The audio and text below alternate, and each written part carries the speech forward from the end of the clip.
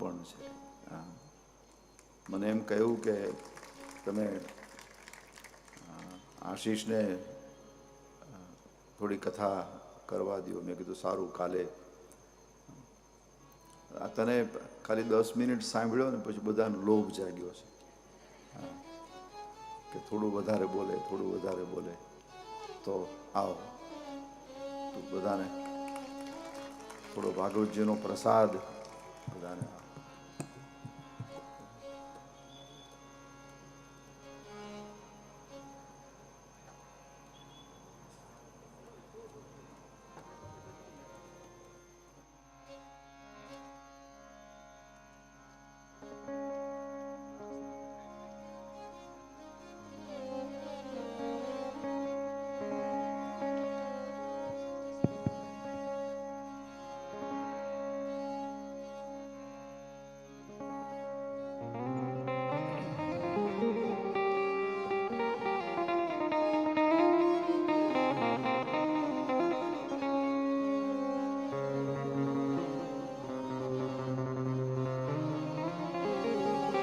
भवायनस्त्वं भवविश्वभावन् त्वमेव माताथ सुरत्पति पिता त्वं सद्गुरुर्न परमं च देवतं यस्यानुवृत्त्या कृतिनो बभूविं गुरुब्रह्मा गुरुविष्णु गुरुदेवो महेश्वरः गुरुसाक्षात् परब्रह्म तस्मै श्री गुरवे नमः। पुनः एक बार व्यासपीठ ने वंदन। व्यासपीठ पर विराजित अने सुप्रतिष्ठित श्रीमद् भागवत जी ने प्रणाम अने आपणने सौने रसमय कथानु जे छेल्ला 6 દિવસથી પાન કરાવી રહ્યા છે પૂજ્ય દાદાના ચરણોમાં પ્રણામ. ઝંકાર બીટ્સ એ સમગ્ર આયોજન સમિતિ અને બંધુદ્વય બે ભાઈઓ, અમારા કમલેશભાઈ અને અમારો અજયભાઈ, એનો સમગ્ર પરિવાર અને આપણે સૌ શ્રોતા ભાઈ બહેનો, સંહિતાનો પાઠ કરતા ભૂદેવ અને સૌ સંગીતકાર વડીલોને આપ સૌના હૃદયસ્થ પરમાત્માને પ્રણામ કરી અને પુનઃ એકવાર, આમ તો હું એકવાર થોડું ઘણું કંઈક યથામતી જે ગુરુની આજ્ઞાથી અથવા ગુરુની કૃપાથી જે પણ પ્રાપ્ત થયું છે એ કહી ગયો છું, પણ છતાં પુનઃ એકવાર આજ્ઞા થઈ છે. તો આઈએ, આવો, જેટલો સમય અનુકૂળ હોય એ સમય પ્રમાણે આપણે સૌ ભગવત ચર્ચા કરીએ. દાદાએ હમણાં એક બહુ સુંદર સૂત્ર કીધું કે આ પ્રકૃતિનું જતન અથવા તો આ પ્રકૃતિનું રક્ષણ અથવા આ પ્રકૃતિની પૂજા એ જ પરમાત્માની પૂજા છે.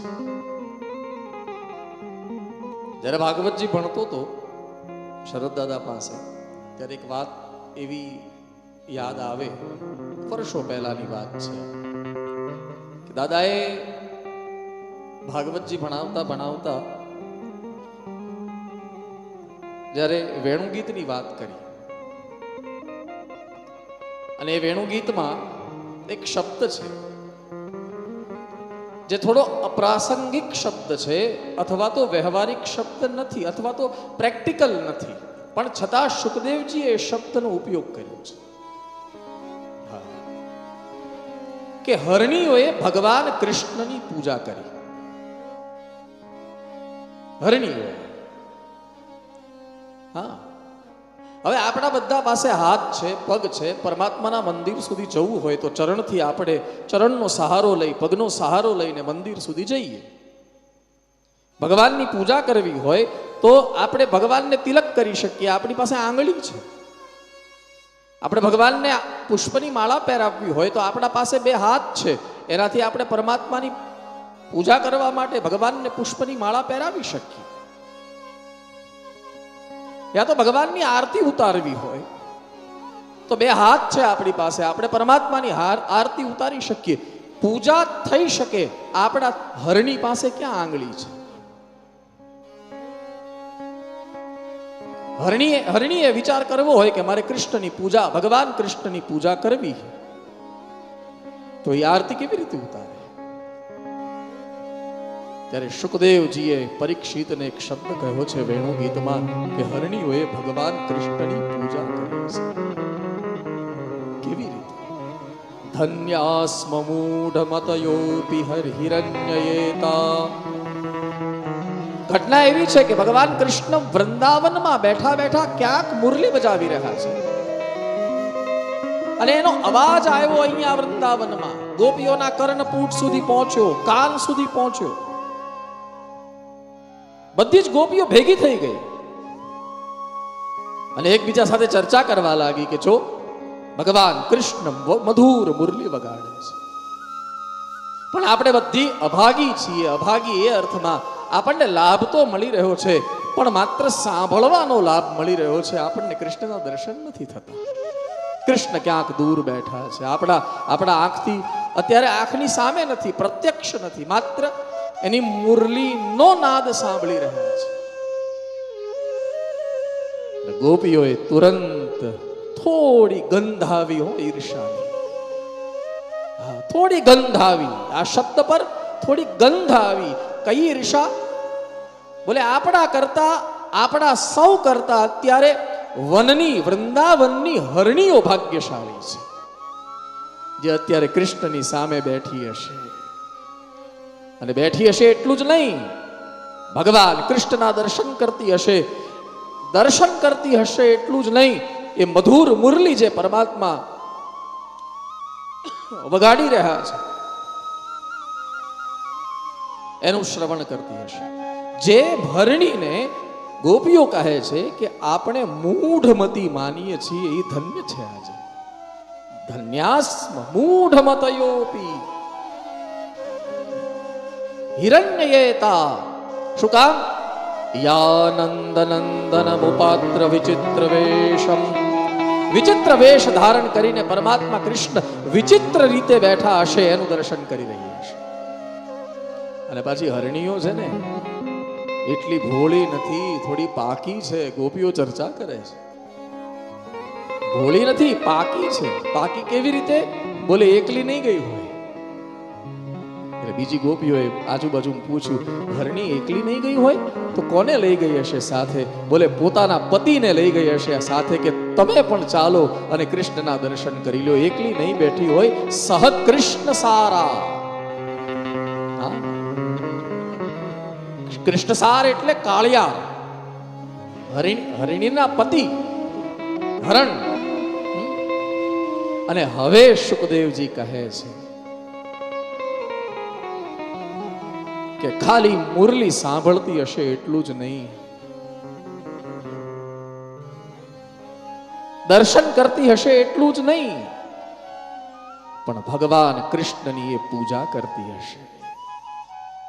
હવે અહીંયા પ્રશ્ન જાગે કે હરણી પૂજા કેવી રીતે કરે? આપણી પાસે હાથ છે, પગ છે, આંગળીઓ છે, તો આપણે પરમાત્માની પૂજા કરી શકીએ. હરણી કેવી રીતે પૂજા કરે? ત્યારે એનો ખુલાસો શ્રીમદ ભાગવતમાં શુકદેવજી કરે છે પરીક્ષિતને કે પરીક્ષિત, હરણીની પૂજા કઈ પૂજા છે? પૂજામ દધુર વિરચિતા પ્રણયાવલોકૈ. કેવી રીતે પૂજા કરે છે? બોલે કૃષ્ણને પગથી માથા સુધી અને માથાથી પગ સુધી હરણી પ્રેમથી જોવે ને ઈ જ એની પૂજા છે. દાદાએ અત્યારે બહુ સુંદર એક વાત કરી, પ્રકૃતિનું જતન, પ્રકૃતિ સાથે પ્રેમ, એ પણ પરમાત્માની પૂજા છે. પૂજાનો અર્થ છે જે દેવતાની પૂજા કરવા અહીંયા બ્રાહ્મણો, વિદ્વાન બ્રાહ્મણો બેઠા છે. મને હમણાં જ પરિચય આપ્યો, કેટલા વર્ષથી એ કર્મકાંડ માર્ગમાં વિશારદ છે પોતે, દલિતભાઈ. પૂજાનો અર્થ શું છે? જે દેવતાની પૂજા કરવા આપણે બેઠા છીએ એ દેવતા પ્રસન્ન થવા જોઈએ. એ રાજી થવા જોઈએ. પૂજાના અંતમાં વરદાન માંગવાથી અથવા તો પૂજાના અંતમાં વરદાન માંગવું ન પડે. એ દેવતા એટલા આપણી પર રાજી થઈ જાય કે એ એની મેળે વરદાન આપી દે કે લે બેટા તને જે જોઈએ હું આપી દઉં. આનું નામ પૂજા છે. પણ અત્યારે જે આપણે પૂજા કરી રહ્યા છીએ, ગણપતિ ભગવાનની પૂજા કરતા હોય તો ગણપતિ ભગવાનને આ તો જોયું છે એટલે કહું છું હો મારા વાલા. ગણપતિ ભગવાનને પંચામૃતથી ચમચી ચડાવે પંચામૃતની, પછી એમાંથી દહીંનું ફોડવું પડે નહીં, ત્યાં મૂર્તિ પર ઠપકારે. લ્યો કે પડતું કેમ નથી? નહીં, પૂજાનો અર્થ છે જે દેવતાની પૂજા કરી રહ્યા છે એની સાથે પ્રેમ કરવો. યસ, પ્રેમ કરવો. સીતાજી કોણ છે? હે, એક રાજાના દીકરી છે, જનકના દીકરી. જનક રાજા છે. હું આ બહેનોને એક નાનો પ્રશ્ન કરું, હા કે ના? હા. તમે માતાજીના મંદિરે જાઓ, ભલે કોઈ પણ દીકરી, આ જગતની કોઈ પણ દીકરી, ભલે એની પાસે વ્યવસ્થા ન હોય, પણ માતાજીના મંદિરે જાઓ તો છેલ્લે એક નાનું ફૂલ તો લઈ જાઓ કે નહીં? હા કે ના? હા. સીતાજી જ્યારે પૂજા કરવા ગયા ભવાનીની, ત્યારે હાથમાં કાંઈ નથી, કંઈ જ નથી, માત્ર પૂજા. કેવી રીતે પૂજા કરવા ગયા? અને ગૌસ્વામીજીએ શબ્દ વાપર્યો. કેવી રીતે પૂજા કરી સીતાજીએ? પૂજા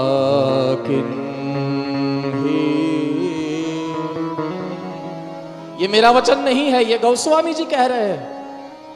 રાજાના દીકરી હોવા છતાં ધારે તો સોનાનું આભૂષણ ચડાવી શકે આટલી ક્ષમતા છે સીતાજી. આપણે પુષ્પની માળા પહેરાવીએ, સીતાજીમાં એક ક્ષમતા છે. અને સીતાજી ભલે રાજાના દીકરી છે, પણ સીતાજી સ્વયં કોણ છે? ઉદ્ભવ સ્થિતિ સંહારકારિણી, ક્લેશહારિણી, સર્વશ્રેયસ્કરીમ સીતામ નતોહમ રામ વલ્લભામ. જે સીતાજી આ સૃષ્ટિની ઉત્પત્તિ કરે, લો એનામાં જેટલી તાકાત છે સ્વયંમાં, ધારે તો આ પૃથ્વીનો પિંડ એની માળા બનાવીને માતાજી નો પહેરાવી શકે. એક શક્તિની પૂજા કરી રહી છે. ત્યારે ગોસ્વામીજીએ કીધું કાંઈ નથી હાથમાં, ન તો એક પુષ્પની માળા, ન તો એક ખાલી ફૂલ, તો પૂજા કેવી રીતે કરી? ગોસ્વામીજીનું બયાન છે. પૂજા કિન્હે અધિક અનુરાગા નિજ અનુરૂપ સુભગ પરમાગા.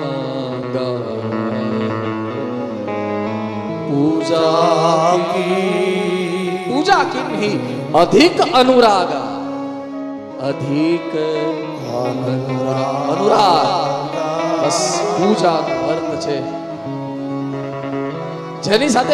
જેની પૂજા કરો છો એની સાથે પ્રેમ કરો. પતિ પત્નીની પૂજા કરે. આપણે ત્યાં અમુક જ્ઞાતિમાં રિવાજ છે કે બાજોટ પર બેસાડે, પત્ની પરણીને ઘરે આવે ને પછી બાજોટ પર બેસાડે અને પતિએ પત્નીની પૂજા કેવી રીતે કરે? પત્ની સમજીને નહીં, મારા ઘરમાં લક્ષ્મી સમજી, મારા ઘરમાં લક્ષ્મી આવી છે એમ સમજીને પૂજા કરે. એ પૂજાનો અર્થ શું છે? બોલે પતિ પત્ની સાથે પ્રેમ કરે, પત્ની પતિને પરમેશ્વર માને, બોલવા માટે નહીં, એની સાથે એવો પ્રેમ કરે કે જેના કારણે પતિને પૂજનની જરૂર ન પડે. પતિ એની મેળે સંતુષ્ટ થઈ જાય કે મારું સન્માન થઈ રહ્યું છે. પૂજાનો અર્થ છે પ્રેમ. જેની પૂજા કરો, શ્રીમદ ભાગવતજીની પૂજા કરો, હાર ચડાવ. આપણે હાર પરમાત્માને પહેરાવીએ, પણ એમ પરમાત્માને એમ પણ કહી દેવું એટલા પ્રેમથી કે પરમાત્મા હાર પહેરાવું છું, મને હારવા નહીં દેતા ક્યાંય. તમારા ભરોસે બેઠા છીએ.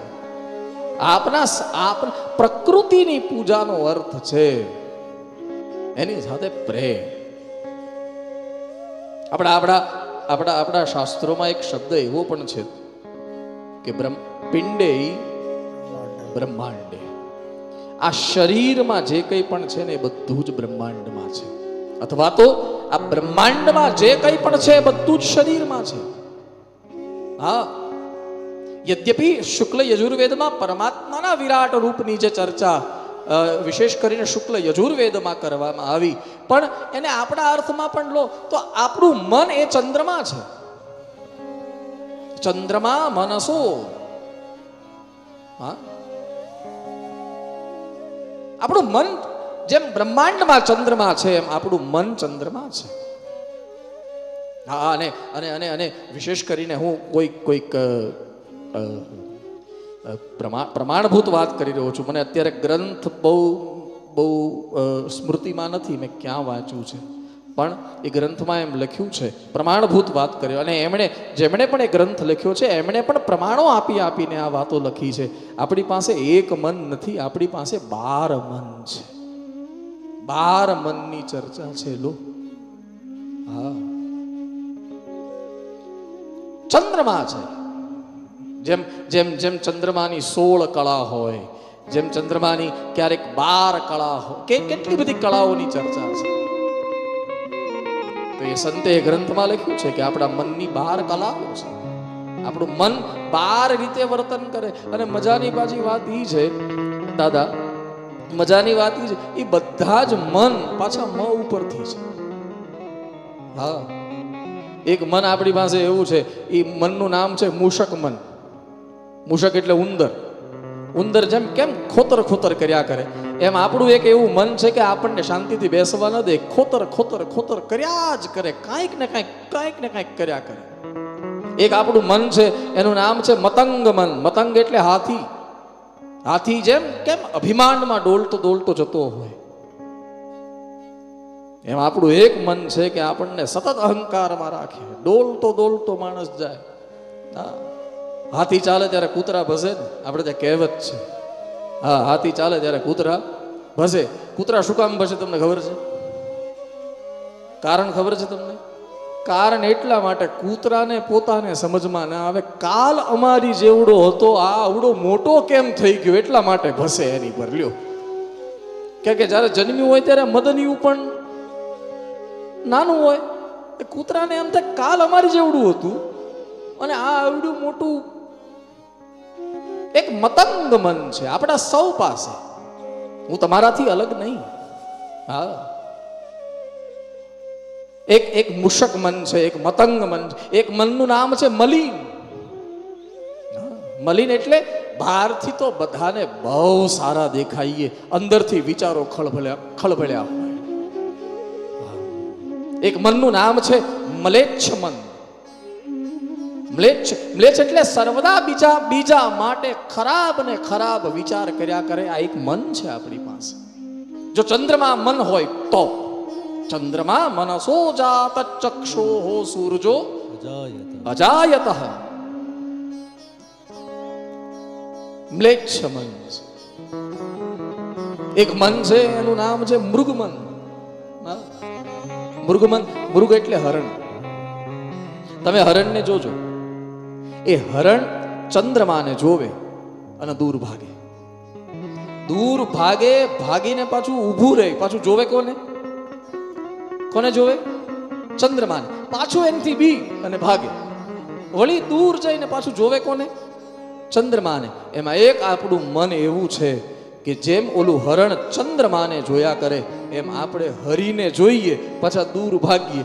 દૂર ઉભા રહીને પાછા હરીને જોઈએ, પાછા દૂર ભાગીએ. આવું એક મૃગ મન છે આપણી પાસે. હા, આવા 11 મન છે. પછી એક મન એવું છે, જે મન જો મળી ગયું, અથવા તો એ મન જાગૃત થઈ ગયું, અથવા તો ભગવાન કૃષ્ણએ જે શ્રીમદ ભગવદ્ ગીતામાં અર્જુનને કીધું છે કે મન હું છું, એ કયું મન? બોલે એ મ્લેચ્છ પણ નથી, મૃગ પણ નથી, મતંગ પણ નથી, મધુકર પણ નથી, કોઈ મન નથી. એ મનનું નામ છે માધવ મન, જેને આપણે મોહન મન કહીએ છીએ. હા, પૂજાનો અર્થ શું છે? પ્રેમ. બસ. આજે વ્યક્તિ એકબીજા સાથે જોડાઈ નથી શકતો. એનું કારણ દેખાડાનો પ્રેમ છે. અમારા સંતવર્ય પરમ પૂજ્ય જેના સંકલ્પથી અત્યારે વલસાડમાં શરદ દાદાના વ્યાસાસને આવડી મોટી એક 312 પોથીઓના પારાયણ સાથે કથા થઈ વલસાડમાં. હમણાં તમે જોઈ હશે કે જેના સંકલ્પથી કથા થઈ અમારા હરિદાસજી મહારાજ. એ હરિદાસજી મહારાજના પ્રવચનમાં મેં એકવાર બહુ સુંદર સાંભળ્યું હતું. એમણે એમ કહ્યું હતું કે આ જગતનું ખોટામાં ખોટું સૂત્ર છે આઈ લવ યુ. ભલે આપણે હસવામાં કાઢી નાખીએ પણ આનો ગર્ભિત ઈશારો એ છે. અને એમણે કહ્યું પણ હતું કે શું કામ? બોલે લવ હોય ને ત્યાં આઈ ને યુ ન હોય, હું ને તું હોય ત્યાં પ્રેમ થોડો હોય સાહેબ, ત્યાં તો દેખાડો હોય. પ્રેમમાં તો બે એક હોય. હા, પૂજાનો અર્થ છે પ્રેમ. એટલે બ્રહ્માંડે પિંડે સો બ્રહ્માંડે, પ્રકૃતિ સાથે પ્રેમ કરવો એનો એક અર્થ છે. પ્રકૃતિ એટલે માત્ર બાહ્ય જે દેખાય છે એ જ પ્રકૃતિ નહીં, પ્રકૃતિ આંતરિક પણ હોય. આપણી પ્રકૃતિઓ છે. ઘણા આપણે કહીએ ને ભાઈ કોઈ ગુસ્સે થતો હોય તો શું કહે કે ભાઈ જવા દે નહીં, એની તો એવી જ પ્રકૃતિ છે. પ્રકૃતિ એટલે પોતા પાસે પોતાનો સ્વભાવથી પણ સૂક્ષ્મ જાઓ. શ્રીમદ ભાગવત પણ કહે, યદ્યપિ શ્રીમદ ભાગવતમાં પ્રકૃતિ અને પુરુષનો ભેદ ઉકેલી દીધો છે. શિવપુરાણ એમ કહે છે કે પ્રકૃતિ એ પરમાત્મા ભગવાન વિષ્ણુની પત્ની છે. જ્યારે કાશી પ્રકાશી, જ્યારે કાશીનું નિર્માણ થયું, અવિમુક્ત લિંગનું જે નિર્માણ થયું ભગવાન શંકરના, આ જગતનું પ્રથમ, ભલે આપણે ક્રમમાં બોલીએ સૌરાષ્ટ્રે સોમનાથન છે, બાકી આ શિવપુરાણના આધારે કહી રહ્યો છું. તો એ શિવપુરાણ કહે છે આ જગતનું પ્રથમ જો જ્યોતિર્લિંગ કોઈ બન્યું હોય તો એ કાશી છે. જેને અવિમુક્તેશ્વર પ્રભુ કહ્યા છે. એ સમયે ઈ કાશીની ઉત્પત્તિના સમયે ભગવાન વ્યાસે લખ્યું છે કે પ્રકૃતિ એ ભગવાન નારાયણના પત્ની છે અને એના દ્વારા સર્જન થયું છે. આ જગતમાં જે કંઈ પણ સર્જન થયું એ પ્રકૃતિથી થયું છે. અને એના કરતા આગળ એક વાત કહેવાની ઈચ્છા થાય કે સાહેબ, આ જગતમાં પરમાત્માએ આપણને જન્મ આપ્યો ને, એ જન્મ પહેલા આપણને શું શું વસ્તુની જરૂર પડશે ને એની વ્યવસ્થા પરમાત્માએ પહેલા કરીને પછી આપણને જન્મ આપ્યો છે. હા, આપણને જરૂર શું શું પડશે.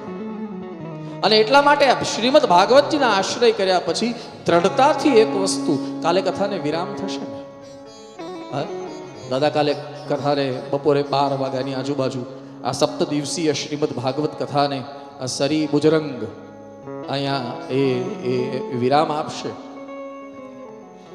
અને વિરામ આપશે ત્યારે ઘણું, આ 7 દિવસમાં ઘણું બધું આપ્યું છે. વ્યાસપીઠ ક્યારે હું આમ નાનો પડું બોલતા, બહુ નાનો પડું બોલતા, પણ છતાં આમ હિંમત કરી લઉં. વ્યાસપીઠ કોઈ દિવસ કાંઈ લઈને નથી જતી, વ્યાસપીઠ આપીને જ જાય છે. યસ, એ તો અત્યારે લોકો એમ કહેવા માંડ્યા કે આ વ્યાસપીઠ બોલવા વાળા તો બોલે. ઓલું કીધું ને કેમ, ઓલું કૂતરું એમ વિચારે કે આમ નાનું હતું મોટું કેમ થઈ ગયું, એટલા માટે બોલવા વાળા બોલે. ભગવાન એનું ભલું કરે. પણ કહેવાનો અર્થ છે કે એક દ્રઢતા ભગવાન ભાગવતજી પાસે, એક વિશ્વાસ ભગવાન ભાગવતજીને પાસે માંગવો નથી, એને કહીને જવાનું છે કે ભાગવતજી અથવા તો હે ભગવાન, મને ખબર છે, આટલું કહેજો ભાગવતજીને. મને ખબર છે કે મારી સમસ્યાનું સમાધાન તમે રચીને જ રાખ્યું છે. હા, સમસ્યા જગતમાં આવે ને તો ભગવાને વ્યવસ્થા કરી છે આપણા સૌ માટે કે સમસ્યા પછી મોકલે પહેલા એનું સમાધાન મોકલે. એ સમાધાન શું છે એને ગોતવા માટે જેટલો સમય વિતાવવો પડે એટલું જ દુઃખ આપણા પાસે. ઘણા લોકોને એક જ દિવસમાં સમાધાન મળી જાય તો એ એક જ દિવસ દુઃખી રહે, અને ઘણાને 10 વર્ષ લાગે, કારણ કે ભટકવાનો સ્વભાવ હોય. હા, વૈદ પાસે જાય ને વૈદ એમ કહે કે તમને 3 દિવસ આ ગોળી ખાજો અને તમને સારું થઈ જશે. હવે 1.5 દિવસમાં એ વૈદ પર અશ્રદ્ધા બેસે ને બીજા વૈદ પાસે જાય, એટલે વળી ઈ પાછો એમ કે 3 દિવસમાં, ઈ ત્યાંથી 1.5 દિવસમાં છૂટે ને પાછો ત્રીજા. સમાધાન મેળવવા માટે આપણે જે ભટકી રહ્યા છે એના માટે એટલા માટે સમય આપણો વીતી રહ્યો છે. બાકી પરમાત્માએ સમસ્યા પછી આપી, એનું સમાધાન પહેલા આપ્યું છે. હું તમને એક નાનો પ્રશ્ન પૂછું, દાદા કેટલું બોલું પછી?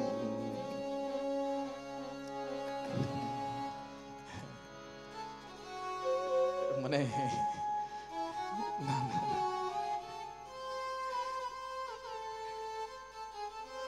થોડીક 5-7 મિનિટ 10 મિનિટ લઉં તો વાંધો નથી.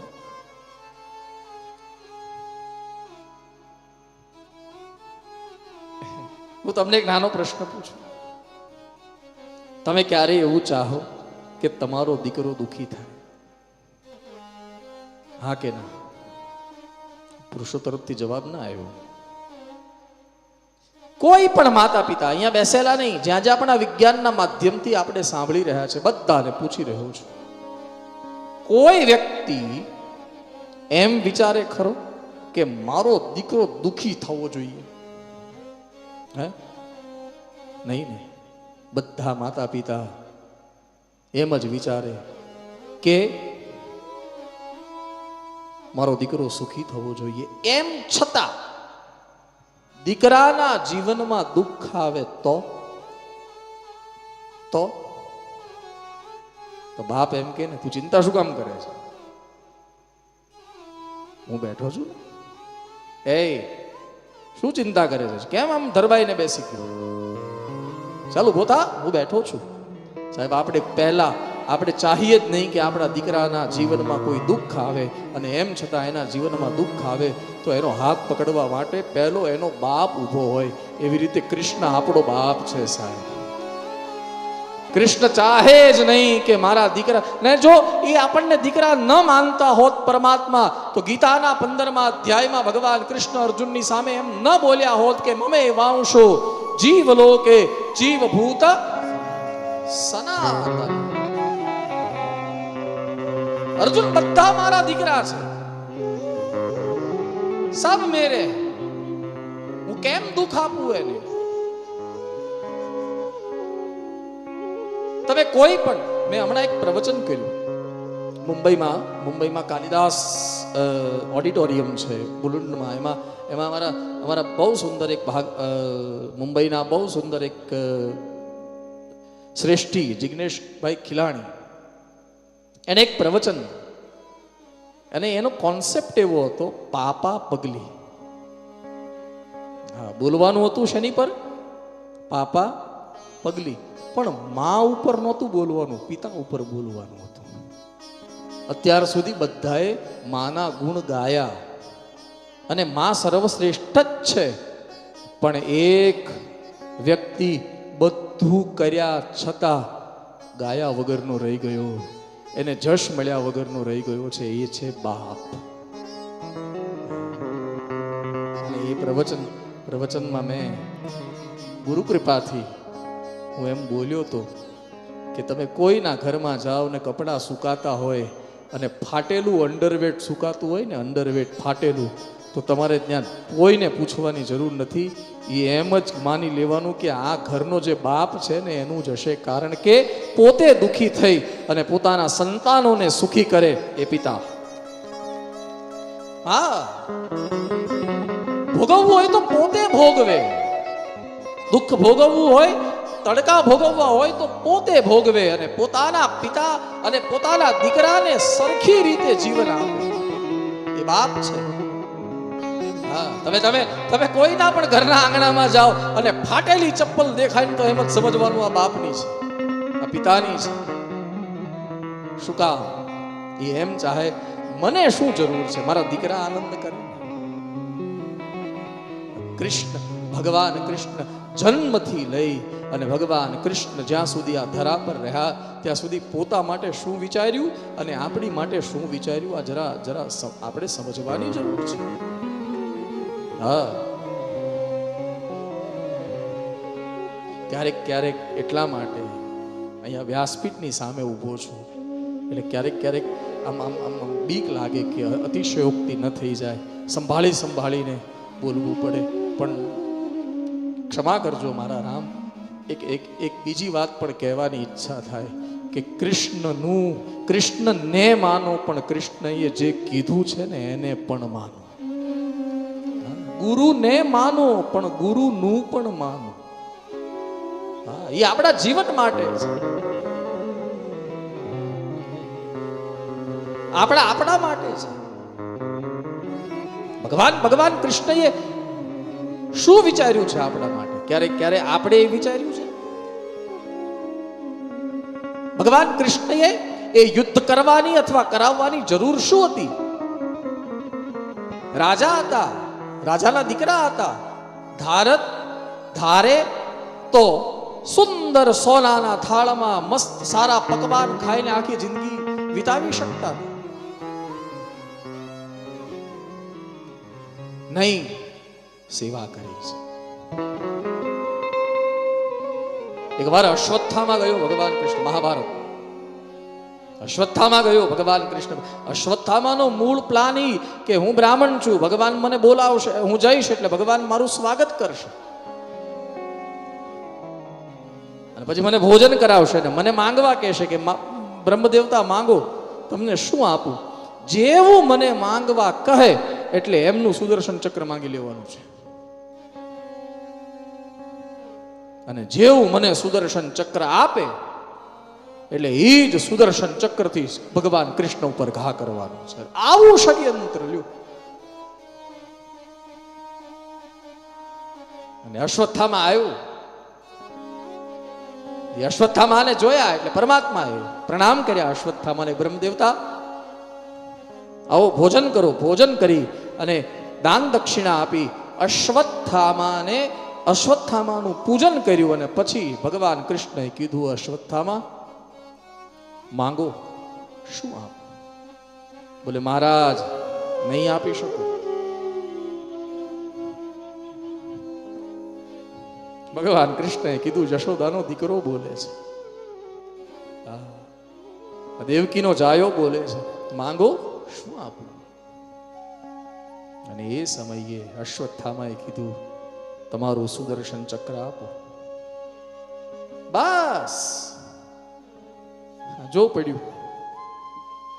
ભગવાન જે સિંહાસન પર બેસતા ને પછી કઈ 24 કલાક આમ હાથમાં નહોતા રાખતા, થાકી જાય ને ભગવાન, પછી 24 કલાક થોડું હાથમાં હોય.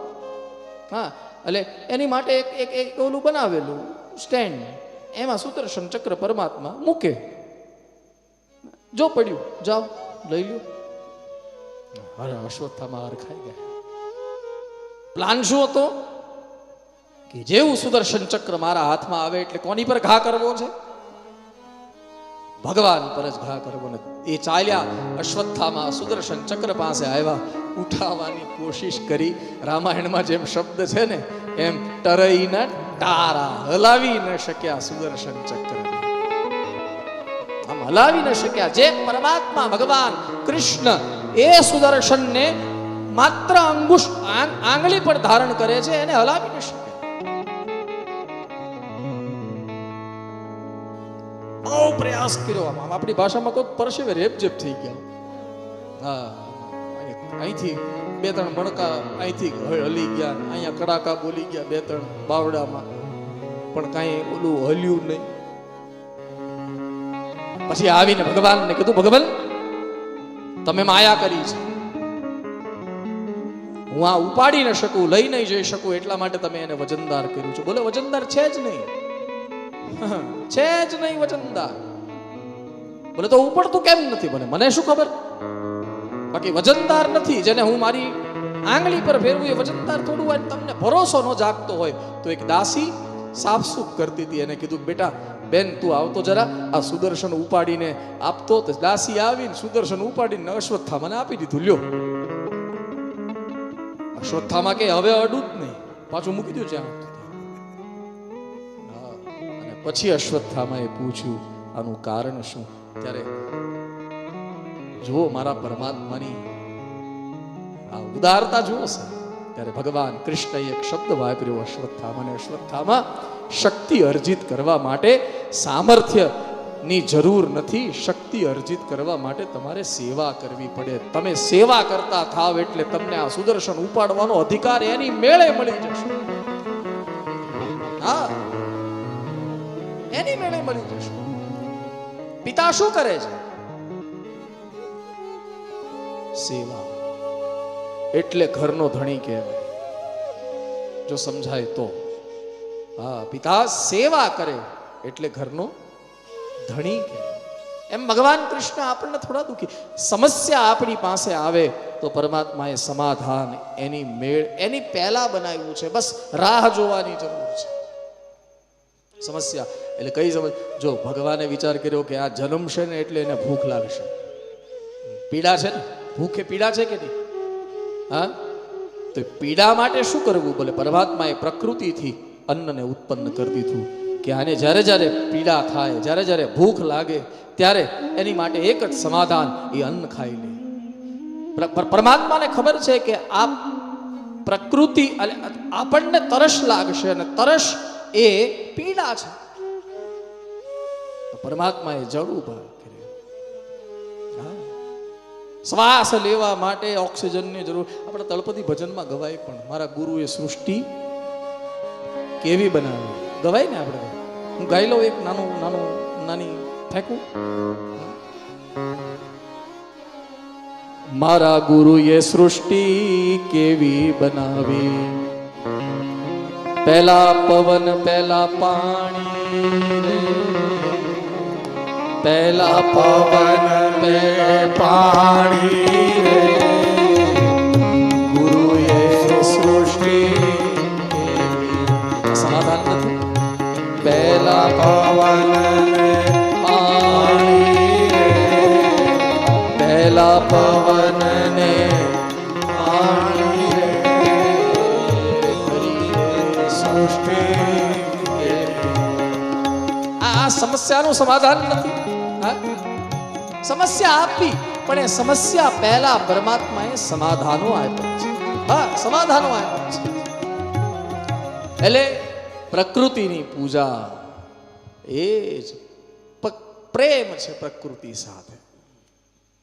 હા, એટલા માટે પ્રકૃતિ એટલે પિંડે સુબ્રહ્માંડે. જેમ આપણે પ્રકૃતિની પૂજા એટલે કે પ્રકૃતિ સાથે પ્રેમ કરીએ, ઝાડવા પાન ગાયો ભેંસ પશુ એની સાથે પ્રેમ કરીએ, એ તો પ્રકૃતિ છે જ. પણ આ જગતમાં માણસ પણ એક પ્રકૃતિ છે અને એની સાથે પણ વ્યક્તિ પ્રેમ કરે એનો અર્થ છે કે એ ઈશ્વરની જ પૂજા કરી રહ્યો છે. હા, અત્યારે શું થયું છે સાહેબ? બધા વાતો બધી કરે, બધા વાતો બધી કરે, પણ જ્યારે જ્યારે જ્યારે જ્યારે આચરવાનું આવે ને, અહીંયા જ બેસેલા બધા સાચી વાત છે. અમે બોલીએ ને તો બધા અમને હોંકારો દેતા હોય, સાચી વાત છે. હા, અમને ઘણા મારા એક શ્રોતા હતા, એ તો જોરમાં બોલતા સાચું એમ કે લ્યો. આપણે કંઈક બોલીએ ને તો એ હેઠે બેઠા આંગળી ઊંચી કરે સાચું. એટલે બધાને ખબર છે. અહીંયા બેઠેલા પછી અમે કથા કરીએ ને બધા હા બરોબર છે, તમારી વાત બરોબર છે. વળી ઘરે જાય એટલે પોતાની વહુને ખીજાવાનું શરૂ કરે તો ત્યાં ભૂલાઈ જાય કે આ પ્રકૃતિ પરમાત્મા છે. હા, ત્યાં ભૂલાઈ જાય તરત જ કે આ અત્યારે જ હજી સાંભળીને આવ્યા છે. શ્રીમદ ભગવદ્ ગીતામાં ભગવાન કૃષ્ણએ આ છેલ્લું સૂત્ર કહી દઉં અને પછી મારા વક્તવ્યને વિરામ તરફ લઈ જાઉં. શ્રીમદ ભગવદ્ ગીતામાં ભગવાન કૃષ્ણએ એક શબ્દ વાપર્યો છે, અર્જુન. આ અર્થ મારી રીતે મૂલવી રહ્યો છું. ચાર દુઃખ છે: જન્મ, મૃત્યુ, જરા, વ્યાધિ. પણ એના કરતા એક મોટું દુઃખ છે અર્જુન. કયું? બોલે દુઃખ દોષાનું દર્શનમ. બીજાના દોષને જોવા. આપણને શાંતિ નથી મળતી, એનું કારણ આપણી દોષ બુદ્ધિ છે. અપરાધ બોધ આપણી પાસે નથી. અપરાધો કર્યા છે પણ આપણને એને સ્વીકારવાની આપણી પાસે તાકાત નથી. ભૂલો કરી છે, આપણે ભગવાનની સામે તો ગાઈ લઈએ છીએ કે ભૂલ થઈ, પણ જેની ભૂલ થઈ છે એની સામે ગાવાની તાકાત છે? નથી. મારી કે તમારી કોઈની નહીં. જેમ ઇન્દ્ર સ્તુતિ કરી ગયો ભગવાનની. ગઈકાલે દાદાએ ગોવર્ધન પૂજા કરાવી. એક ગોવર્ધન પૂજા પછી ઇન્દ્રને પણ જરા એમ થઈ ગયું કે આ ગોવાળિયાની આ તાકાત, કે મારો વર્ષોથી ચાલ્યો આવતો યજ્ઞ બંધ કરાવી દીધો. ચાલ બતાવી દઉં હું કોણ છું. અને પરિણામે ઇન્દ્રએ પોતાના સાવર્તક નામના મેઘને આજ્ઞા કરી. એ સાવર્તક વરસવા લાગ્યા અને એટલો બધો વરસાદ વરસ્યો. એ ગોકુળ નિજજનોની રક્ષા કરવા માટે ભગવાન કૃષ્ણએ ગોવર્ધન ધારણ કર્યું. હા, 7 દિવસ સુધી ભગવાન ત્રિભંગી અવસ્થામાં ઊભા રહ્યા અને ગોકુળના એક પણ જીવને આંચ ના આવવા દીધી. 7 દિવસ પછી ઇન્દ્રએ જોયું કે ચાલ જોઈ લો ગોકુળવાસીઓની જરા દશા શું છે. હા, અને જોયું તો એક પણ જીવને હતાહત ન કરી શક્યો ઇન્દ્ર. અને પરિણામે ઇન્દ્રને સમજાઈ ગયું કે મારી બહુ મોટી ભૂલ થઈ ગઈ. હું પરમાત્માને ઓળખી ન શક્યો. અને પરિણામે ઇન્દ્ર આવ્યો ઐરાવત પર બેસીને. સુરભી ગાય છે સાથે. હા, ઇન્દ્ર એકલો નથી આવ્યો, સુરભી ગાયને લઈને આવ્યો છે. પરમાત્માને આમ તો વૃંદાવનના સંતો બહુ સુંદર ચર્ચા કરે કે પરમાત્મા ભગવાન કૃષ્ણ એ ગોવર્ધન મૂક્યો ને એટલે બધી ગોવાળિયાઓ ને ગોપીઓ ને બધા ચર્ચા કરવા માંડ્યા કે આટલી બધી તાકાત આવી ક્યાંથી. બધાને સમજાવતા ઇન્દ્રએ પ્રાર્થના કરી, ભગવાન કૃષ્ણની ચરણમાં પડ્યું અને ઇન્દ્રએ ગોવિંદ નામ આપીને પછી ભગવાન કૃષ્ણની પ્રાર્થના. ઇન્દ્ર સ્તુતિ બહુ સુંદર છે શ્રીમદ ભાગવતમાં. વિશુદ્ધ સત્વમ તવ ધામ શાંતમ તપોમયમ વસ્તરજસ્તમસ્કમ માયામયોયમ ગુણસંપ્રભા ન વિદ્યતે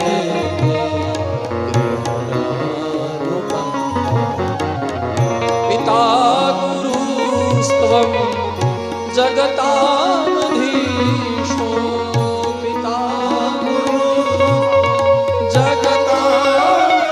આ સૂત્ર છે ને મારા માટે ભાગવતજીનું આ એક સૂત્ર બહુ મહત્વનું. શું કામ? ઇન્દ્ર કહે છે મારા પિતા પણ તમે છો અને મારા ગુરુ પણ તમે છો. હું હંમેશા મારી કથામાં કહેતો મારા પિતા અને મારા ગુરુ એક છે. જેમણે મને ભાગવત ભણાવ્યું છે.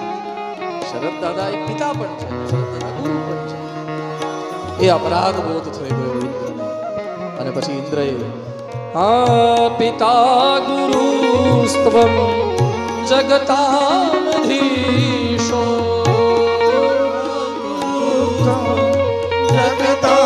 જગતામધીશો દુરત્યય કાલ ઉપાત દંડ દુરત્યય કાલ ઉપાત દંડ તાય સ્વેચ્છા તનુભી સમિહસે માનમ વિધુન્વમ માનમ વિધુન્વમ જગદીશ વાહી વિધુમ્વમ જગદી. અહીંયા છેલ્લું સૂત્ર. ઇન્દ્ર કહે છે પરમાત્મા અપરાધ થઈ ગયો, ભૂલ થઈ ગઈ. કેમ? શું ભૂલ? બોલે મારામાં એક મિથ્યાત્વ હતું. મિથ્યાત્વ કયું? બોલે હું મારી જાતને જગદીશ માનતો. હું એમ માનતો હતો કે આ જગતમાં આ સૃષ્ટિને મેં ઉત્પન્ન કરી છે, આ સૃષ્ટિની સાર સંભાળ હું લઈ રહ્યો છું અને અંતમાં સૃષ્ટિનો વિનાશ પણ મારા દ્વારા થઈ રહ્યો છે. પરમાત્મા તમે ગોવર્ધન ઉપાડ્યો ને, ગોવર્ધન તમે ઉચક્યો, એ ઉચક્યો એની સાથે શું થયું? બોલે મારું જે આ મિથ્યાત્વ હતું ને તમે તોડી નાખ્યું. પરમાત્મા જગદીશ હું નથી, જગદીશ તો તમે છો જેના દ્વારા આ સૃષ્ટિ ચાલે છે. માનમ વિભુમ જગદીશ.